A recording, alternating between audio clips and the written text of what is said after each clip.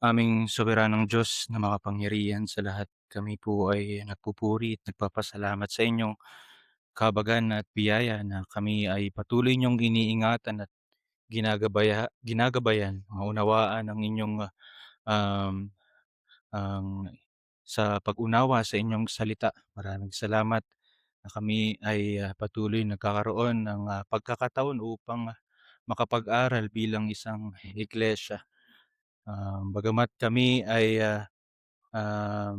mahihina at limitado ang aming, kaisipan upang, makilala ka ng husto. Kami ay patuloy na dumedepende at, nagkakaroon ng, pag-asa na maintindihan ito sa pamamagitan ng banal na Espiritu. At kaya na lang, gano'n na lamang kaming ipinapanalangin na ang aming aaralin ngayong araw na ito ay, maintindihan namin sa inyong tulong. Maraming salamat, O Diyos. Kayo po ang madakila sa aming pag-aaral na ito. Sa pangalan ni Jesus. Amen.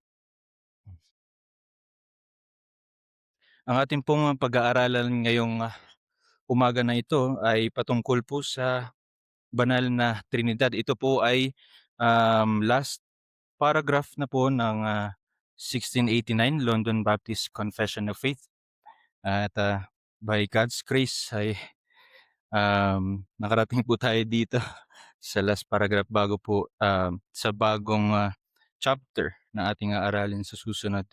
Hayaan niyo po akong basahin ang, paragraph na ito.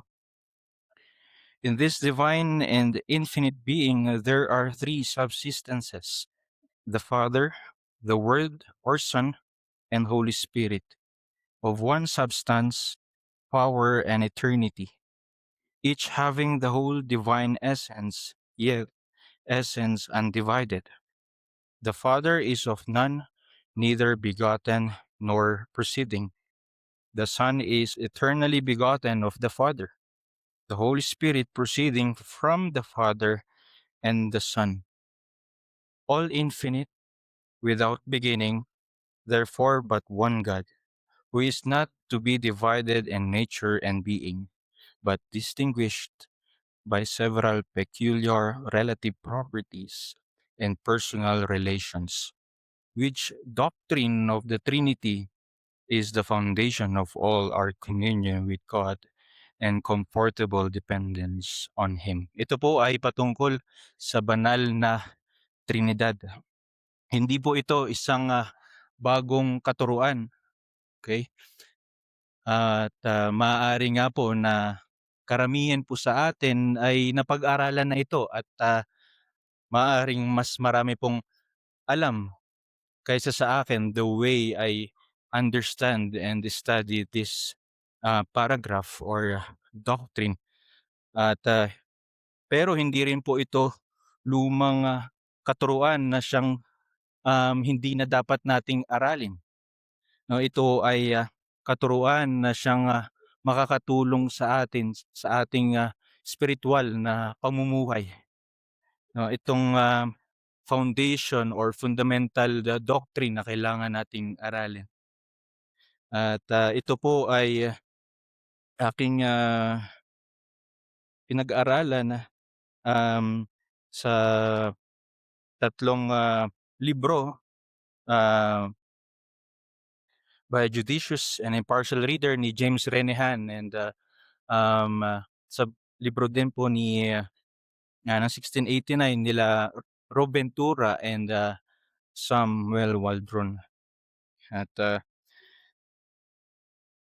bago po natin simulan ang pinakaunang talata unang, phrase sa talatang ito, tayo po ay dumako sa historical foundation. Ang talatang ito ay hindi lamang basta isinulat or sabihin na, written in a vacuum. Ito ay bunga ng maingat na pagpili at pagsama-sama ng mga naunang pahayag na pananampalataya upang makabuo ng isang mga matatag na depensa para sa doktrina ng Trinity o Trinidad. Ayon kay, Samuel Waldron sa A Modern Exposition, ang paragraph 3 ay itinuturing na interesting dahil pinagsama nito ang mga pahayag mula sa tatlong malalaking confession or documents. Um, sa First London Baptist Confession, 1646, kinuha rito ang mga particular na phrases tulad ng each having whole divine essence, yet the essence undivided. And sa Westminster Confession of Faith, ang kinuha po doon ng pagkasunod-sunod at pagkakilala sa tatlong persona, ang paglalarawan sa kanilang kalikasan at ang kanilang eternal relations. At ganoon din sa Savoy Declaration, mula rito ang huling pangungusap tungkol sa communion with God and comfortable dependence on Him. Dahil ang pagsasamang ito, ang 1689 London Baptist Confession of Faith ay nagbibigay ng mas detalyadong paliwanag tungkol sa Trinidad kumpara sa naunang Protestant confessions. Ipinaliwanag din ni Rob Ventura na noong 17th century sa England, ang mga General Baptist ay unti-unting nahuhulog sa maling katuruan na Unitarianism or pagtanggi sa pagka-Diyos ni Kristo. Kaya ganun na lamang na ginawa ito upang protektahan ang mga particular Baptist. Minabuti ng mga author na gawing mas technical at detalyado ang paragraph 3. At layunin din itong bakuran or to fence ang mystery ng Trinity laban sa mga maling katuruan tulad ng Arianism. Ito ay ang paniniwalang ang anak ay nilikha lamang, no? At ang Sabellianism or modalism, ang paniniwalang ang Diyos ay isang persona lamang na nagpapalit-palit ng anyo. Kaya kung naririnig niyo po yung patungkol sa galing sa yelo, naging tubig or moist, no? Ito po ay maling katuruan. Ganun na rin po yung illustration ng itlog, no? Kaya mas maigi na ito ay sabihin natin na mystery pa rin, no, kaysa sa gumawa po tayo ng sarili nating illustration para maipaliwanag kung ano nga po pa ang Trinity. No, ganun na rin po ang katuruan ng Socinianism, isang kilusan na umaatake sa tradisyonal na kahulugan ng persona. No, ito po yung movement na minamali po nila yung ibig sabihin ng persona. Ang persona or person refers to the individual and distinct identities within the single or undivided nature of God. At mapapaliwanag or masasama pa po siya sa unang phrase sa ating pag-aaral. So ayun po ang aking naaral patungkol po sa history ng paragraph na 3 na ito. At sa unang phrase po, in this divine and infinite being, there are three subsistences: the Father, the Word or Son, and Holy Spirit. So ang 1689 London Baptist Confession of Faith uses the word subsistence, kung napapansin niyo po, instead na persona, to provide more technical and precise definition of how God exists. As a subsistence is not a separate being but a specific manner of existence within the one divine nature. Isang mahalagang bahagi ng kasaysayan ng talatang ito ay ang paggamit ng salitang subsistence. Ayon kay James Renihan, noong 1677, ang salitang person ay madalas gamitin ng mga kaaway. Yun nga po yung Socinians or mga Socinianism, upang palabasin na ang mga Kristiyano ay naniniwala sa tatlong hiwalay na Diyos or tritheism. Upang maiwasan ang kalituhan, pinili ng mga Baptist ang subsistence, isang term din po na ginamit ni John Calvin.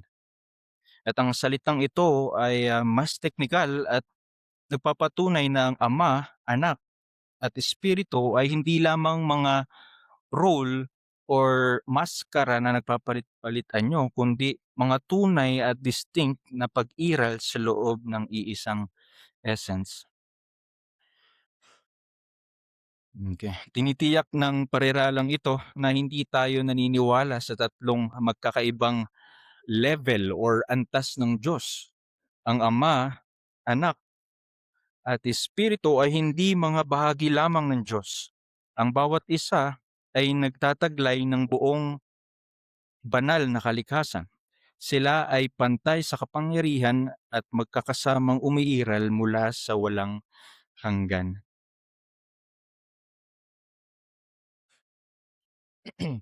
Sabi nga po ni Samuel Waldron, the historic doctrine of the Church and its creeds is that as to their essence, the Son and Spirit are equal in power and glory to the Father. And even James Renihan, their power is the power of Almighty God. Their eternity is always the same. What may be said of one may be said of all. Ipinapakita sa ating scripture na bagamat ang Diyos ay iisa, ipinakikilala niya ang kanyang sarili sa tatlong magkakaibang persona na magkakasamang kumikilos sa paglikha at pagtubos. Sa Matthew 28:19, makikita po natin dito, "Go therefore and make disciples of all the nations, baptizing them in the name of the Father and the Son and the Holy Spirit." These names are of the different person of the Trinity reveal their distinct personal identities, sabi ni Rob Ventura. And even sa 2 Corinthians 13:14, the grace of the Lord Jesus Christ and the love of God and the fellowship of the Holy Spirit be with you all. And sabi po ni Samuel Waldron that without these distinctions, we are left with three colorless, unvarying, indistinguishable person, which diminishes the glory of the gospel. At maaaral pa po natin sa mga susunod, ano po ba yung mga distinction na ito? At sa unang phrase na ito, nakita natin na ginamit yung subsistence. Dapat maging malinaw sa atin na hindi po mali yung persona, pero ginamit lang po ito upang maiwasan po dahil nga po sa paninira ng ibang maling katuruan patungkol sa persona. So kahit persona po ang gamitin nyo, wala pong problema. Ito po ang ginamit ng ating confession para po mas maging technical, mas maging malinaw. At sa pangalawang phrase, of one substance, power, and eternity, each having the whole divine essence, yet the essence undivided. The confession asserts that the Father, Son, and Spirit are not merely similar, but are identical in their being. This phrase emphasizes that the three subsistence shares the same deity. As James Renihan explains, their substance is the matter of deity, spiritual essence. Their power is the power of Almighty God. Their eternity is always the same. So hindi po nawawala or hindi po sila hati-hati ng pagiging sa kanilang deity or yung kanilang kapangyarihan bilang Diyos.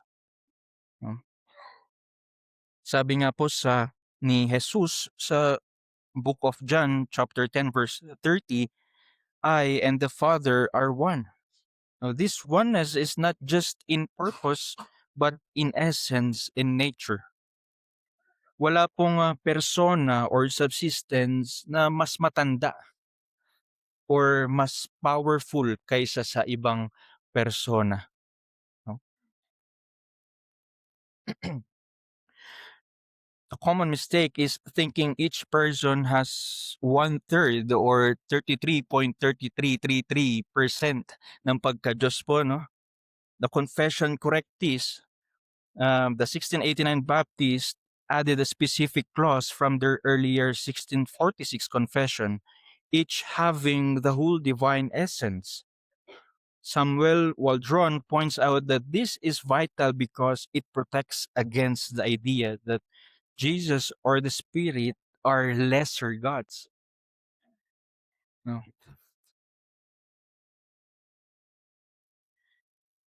Kaya po katulad ng sinabi niya, as to their essence, the Son and Spirit are equal in power and glory to the Father. So hindi po sila hati-hati. So, and Colossians chapter 2 verse 9 states, "For in him Christ, the whole fullness of deity dwells bodily." Christ does not have the piece of or part lang ng pagiging Diyos. He has the whole fullness of it.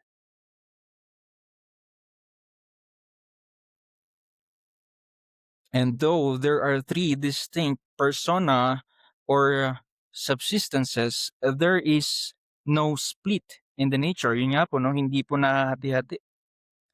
This specific praising, yet the essence undivided, acts as a safeguard.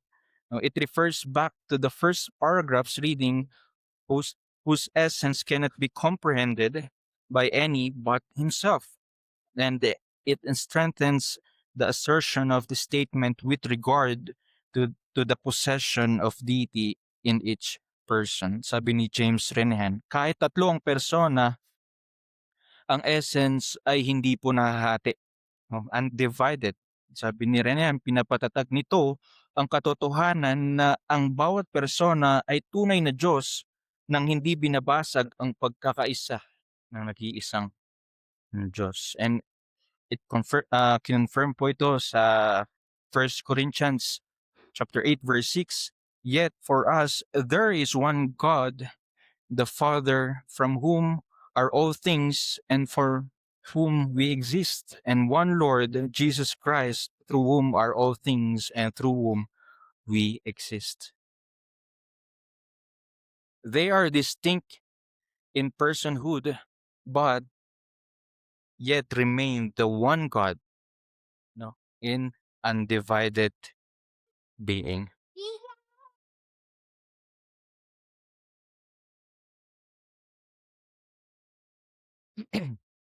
At sa pangatlo pong praise ng paragraph ng chapter ng paragraph 3, chapter 2, the Father is of none, neither begotten nor proceeding.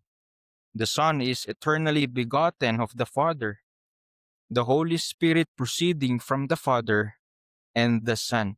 So, yung question na, how do we distinguish the Father, Son, and Spirit if they share the exact same nature? And we distinguish them by their peculiar relative properties and personal relations. Sinabi din po yun sa susunod na praise. No? The Father is the fountain of deity. We distinguish the Father by having no origin. He is not derived from anyone. James Renihan explains that as the first person, the Father is ingenerate. No, sa kanya po nagsimula, siya po ang nag-sacrifice and is the fountain or radix of the Trinity. And yung he is of none, meaning his personhood does not depend on the others for its origin. Ang Ama of none, hindi siya nagmula sa iba. Siya ay itinuturing na bukal o pinagmulan. Ang kanyang pagkapersona ay hindi pinanganak at hindi rin nagmula sa iba. According sa 1 Corinthians 8:6, katulad kanina, there is one God, the Father, from whom are all things. Sa kanya po ang galing. At ayun po yung kanyang peculiar relative property, no, being no origin or to beget. Siya po yung nag-sacrifice at sa anak naman po bilang eternally begotten. The Son's unique property is that he is generated by the Father from all eternity. Samuel Waldron emphasizes that this is a relationship of origin, not a creation in time. Hindi po yung pinanganak siya after ng Ama. No, the Son is begotten of the Father. As to their persons, they are eternally generated. He argues that this reveals a hypostatic subordination or an order of subsistence that does not diminish his deity. Hindi ito paglikha o ito ay isang relasyon patungkol sa kanilang mga persona. Ang anak ay eternally generated ng Ama na nagpapakita ng kanilang maayos na relasyon or order nang hindi nababawasan ng kanyang pagka-Diyos. And sabi sa Book of John, chapter 1, verse 14 and 18, glory as the only Son from the Father, and is in the God, the only Son, who is at the Father's side, He has made Him known. Sabi po sa ating confession, eternally begotten. No? The Son is eternally begotten. Bakit po kailangan ng why eternal matters? Bakit mahalaga yung pagiging eternal? Sabi ni Samuel Waldron, the suppression of a real eternal fatherhood and a real eternal sonship lessens the glory of redemptive love. Where is the glory of the Father's sacrifice? Where is the glory of the Son's filial obedience? Kung walang eternal sonship, mawawalan ng ningning ang pag-ibig ng Diyos. Yun nga po sabi ni Sam Waldron na sanang luwalhatin ng sakripisyo ng Ama at ang pagsunod ng anak kung ang relasyong ito ay hindi totoo mula pa sa walang hanggan o eternal past. At for the Holy Spirit, ang kanyang pagiging ang kanyang peculiar relative property ay ang pagiging proceeding. Now, the Spirit is distinguished by his procession from the Father and the Son. James Renihan quote Edward Lay na sinabi niya, the Holy Ghost is said to proceed or to breathe forth to receive his substance by proceeding from the Father and the Son jointly. This is the procession that defines the spirit-personal relation. Ang Espiritu Santo ay nagmumula sa Ama at sa Anak.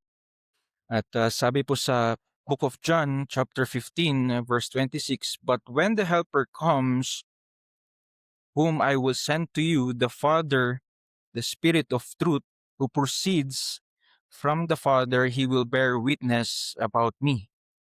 And sa Galatians chapter 4 verse 6, God has sent the Spirit of His Son into our hearts. So nakita rin po natin sa ating mga verses ang kanyang peculiar relative property bilang na siya ang proceeding from the Father and the Son. At sa pang-apat na parte ng paragraph na ito ay pwede nating masabi na buod or conclusion sa mga naunang part ng paragraph. All infinite, without beginning, therefore but one God, who is not to be divided in nature and being, but distinguished by several peculiar relative properties and personal relations, which doctrine of the Trinity is the foundation of all our communion with God and comfortable dependence on Him. The three personas or subsistences are not three separate gods because they share the same infinite, eternal nature. The confession adds the praise all infinite, without beginning, to protect against the idea that the Son or Spirit are lesser or later than the Father. James Renihan notes that this clause protects against any kind of ontological subordinationisms, or the error that the Son being is inferior, he writes, notice that they argue that there is no division in God's nature and being. Sabi nga po sa Exodus chapter 3 verse 14, I am who I am, the self-existent, infinite one. There is no before or after in the Trinity. And if the nature is undivided, how are they different?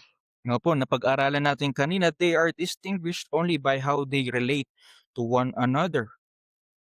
We do not distinguish the persons by their power or nature, but their peculiar relative properties. Rob Ventura explains that without the eternal generation of the Son and eternal procession of the Spirit, it is impossible to distinguish the different persons of the Trinity. We are left with the three colorless and varying and distinguishable persons. Nagkakaiba lamang ang tatlong persona sa pamamagitan ng kanilang relasyon sa isa't isa. Yun nga po, sabi ni Roventura, kung walang eternal generation at procession, hindi natin makikilala ang pagkakaiba ng personas. Magiging parang tatlong magkakamuka at walang katangiang persona lamang sila. At sa ating scripture, Psalm chapter 2 verse 7, makikita natin yung the Son is begotten. The Lord said to me, you are my son. Today I have begotten you. And sa John 15:26, the Spirit proceeds. The Spirit of truth who proceeds from the Father. These relations define who they are without dividing the one God. At why does this matter, itong pag-aaral na ito? No, or application sa atin bilang mananampalataya. Sa dulo ng paragraph, the confession concludes that this doctrine is the foundation of all our communion with God and comfortable dependence on Him. The Trinity is not just a dry doctrine or sayang sa oras natin. It is the basis of our spiritual life. Hindi po tayo lumalapit sa isang neutral lamang na puwersa. Lumalapit tayo sa Ama sa pamamagitan ng Anak sa kapangyarihan ng Banal na Espiritu. Ayon kay John Owen, ang bawat persona ay may kinalaman sa ating pananampalataya. Sinasamba natin ang Ama bilang unang sanhi, ang Anak bilang ating tagapamagitan at ang Espiritu na naninirahan sa atin. No? We do not pray to distant or lonely force. We have access to the Father through the Son. By the Holy Spirit, our fellowship is with the God who is Himself an eternal community of love. And Samuel Waldron notes that this encourages us to enjoy the Trinity in redemption. We are distinctly to enjoy communion with the grace of the Lord Jesus Christ as the accomplisher of redemption, the love of God, the Father as the author of redemption, and the fellowship of the Holy Spirit as the applier of redemption. Ito ang pundasyon ng ating pakikipag-ugnayan sa Diyos. No, na nararanasan natin ang biyaya ng anak, ang pag-ibig ng Ama at ang pakikisama ng Espiritu Santo. Bawat persona ay may kinalaman sa ating kaligtasan. Kaya ganun na lamang po, no, knowing God as a Trinity or as Trinity allows us to rest in His work. James Renihan again quoted Edward Lay, says, this comforts all God's people who have the living God for their friend. Let them trust in the living God.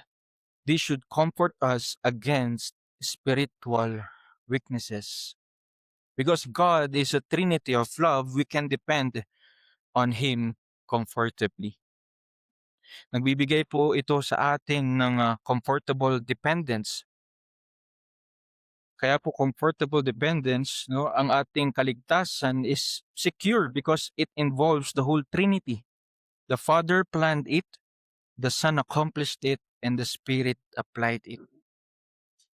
Na nagbibigay sa atin ng kaginawahan dahil ang alam natin ng ating kaligtasan ay garantisado ng buong Trinidad. Kaya before we conclude this study, let's remember that if the Son were not eternally the Son, the Father's sacrifice in sending him would be diminished. The glory of the gospel is that the Father gave his actual eternal Son for us. So, in conclusion, the doctrine of the Trinity, as confessed in the 1689 London Baptist Confession of Faith, is the magnificent fence that protects the biblical mystery of God's nature by affirming that the one undivided essence of God exists in three distinct subsistences or personas: the Father, the Son, and the Holy Spirit. We honor the God who has revealed himself in Scripture. This is the very heartbeat of the gospel. Without the eternal relations of the Father, Son, and Spirit, we lose the depth of God's redemptive love. Therefore, we hold fast to this truth, recognizing it as the indispensable foundation for our worship, our salvation, and our eternal fellowship with the living God. Let's end this with the um, Puritan prayer, the Trinity. Isa na tatlo, tatlo na isa, Diyos ng aking kaligtasan. Makalangit na Ama, pinagpalang anak, walang hanggang espiritu. Sinasamba ka namin bilang isang pagka-Diyos, iisang esensya, iisang Diyos sa tatlong natatanging persona, sapagkat dinala mo ang mga makasalanan sa pagkakilala sa iyo at iyong kaharian. O Ama, iniibig mo ako at isinugo mo si Jesus upang tubusin ko. O Jesus, iniibig mo kami at kinuha mo ang aming kalikasan. Ibinuhos mo ang sarili mong dugo upang hugasan ang aming mga kasalanan. Gumawa ka ng katwiran upang takpan ang aming pagiging di karapat-dapat. O Espiritu Santo, inibig mo kami at pumasok ka sa aming puso. Itinanim mo roon ang buhay na walang hanggan. Ipinahayag mo sa amin ang mga kalwalhatian ni Jesus.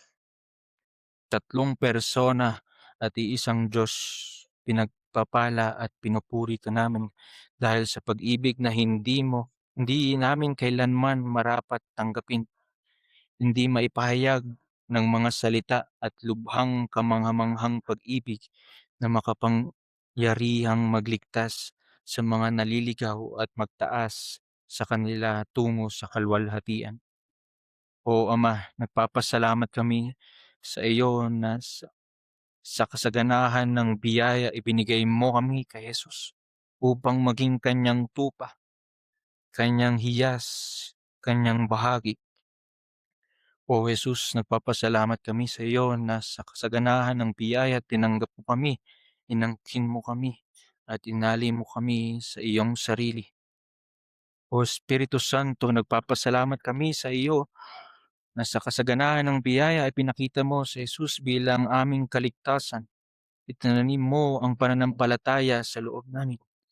Pinayapa mo ang matigas naming puso at ginawa mo kaming kaisa niya magpakailanman. O Ama, ikaw ay nakaluklok upang dinggin ng aming mga panalangin. O Jesus, nakaunat ang iyong kamay upang tanggapin ang aming mga pakiusap. O Espiritu Santo, handa kang tulungan ang aming mga kahinaan, ipakita sa amin ang aming pangangailangan, magbigay ng mga salitang ipapanalangin, manalangin sa loob namin mismo, at palakasin kami upang hindi kami manghina sa pagdulog sa iyo. O tatlong isang Diyos na naghahari sa buong sangnilikha, iniutos mo sa amin na humingi ng mga bagay na may kinalaman sa iyong kaharian at sa aming kaluluwa. Hayaan mo kami ay mabuhay at manalangin bilang isang nabautismuhan sa banal ng tatlong pangalan. Amen. At dito po nagtatapos ang pangatlong or ang chapter 2 ng ating pag-aaral sa 1689 London Baptist Confession of Faith.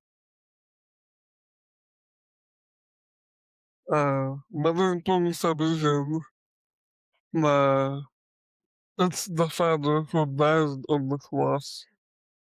That's wrong.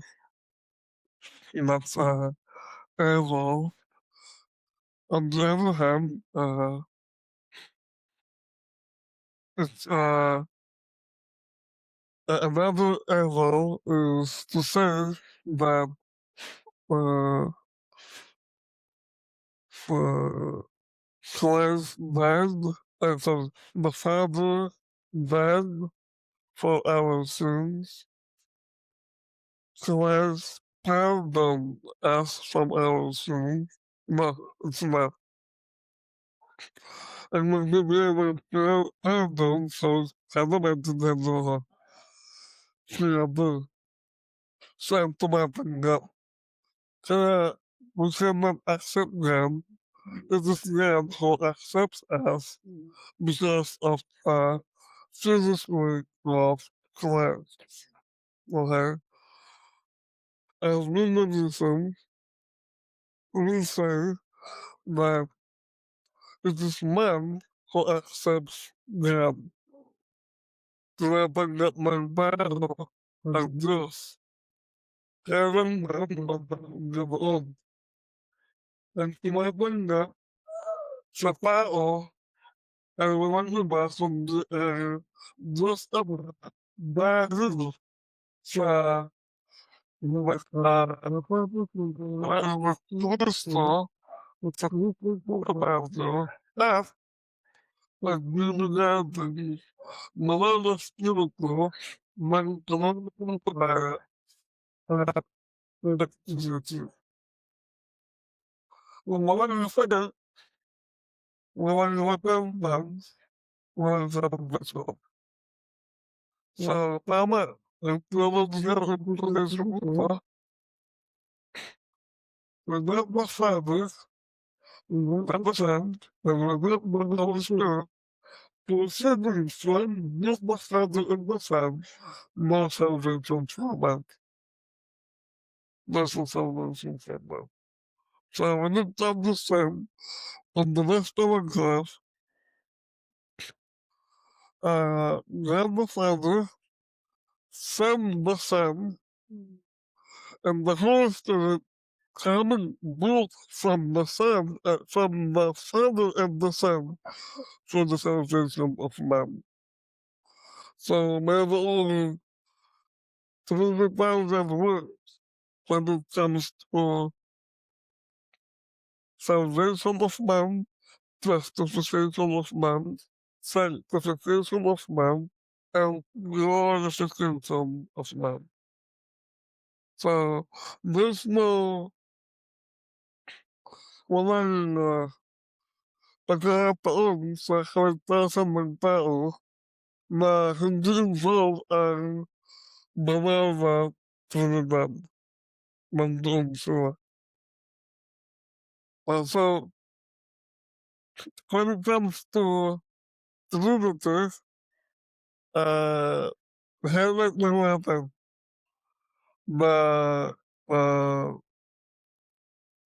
authority of God within clear, malinaw, and then, of course, when it comes to redemption, it is God the Father God the Son, and God the Holy Spirit. So where do we begin in sharing the gospel? Start with God, the Son, and the Holy Spirit. So there's no way for you to start telling some, starting from man. That's as we know it. That's not the gospel of the scripture.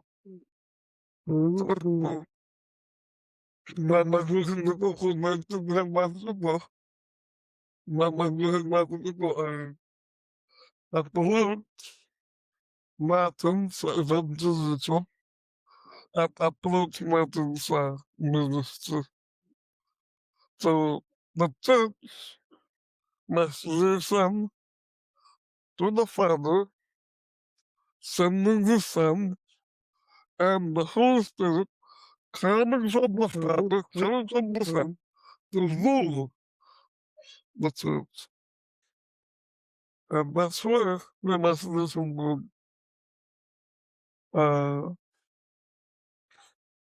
history and history. There is no going to the home na hindi umusbong at hindi nagbunga ang iglesia na hiwalay sa banal na Trinidad. It must always be anchored on the work of the Holy Trinity. And then, ang isa pang mali, akala natin walang work yung Father.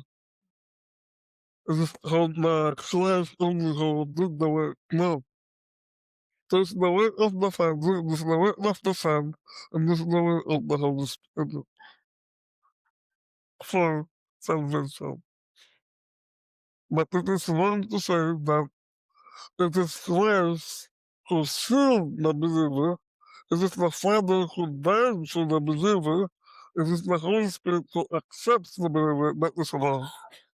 That's wrong. So huwag tayo malito sa katuruan nito.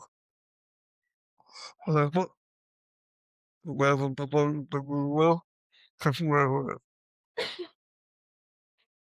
Well, Confirm ko lang po, Oo. kapag sa evangelism po, hindi puwedeng magsimula sa man, sabihin nating man is depraved, man Ah, is sin. So, wow. magsisimula tayo sa Well, what is the Father. meron tayong sinusunod na principle. We start with the perfect and holy, do not start with the broken and unjust. So, start with the standard. Like for example, teacher ka, teacher, so example mo, good example. If you're a carpenter, perfect table. Diba? Hindi uuwi. So, ganun dapat. So, we need to start with them and then end up in God. So, start with God and end up with God. There's no way that there is glorify them. Don't ever glorify them in every work of them. Even in creation, man is not the center of creation. Christ is. So don't ever think that, wow, ako pala ang sentro ng paglikha. Hindi po si Kristo. Kaya walang sinman sa atin ang nagsasabing that we can extend from creator to creator. There will always be a commercial. Okay? But gusto mo ako mahiwagan na hopefully you can read that, both on the book, view them, try to expand more. Those are good books that was produced. Okay?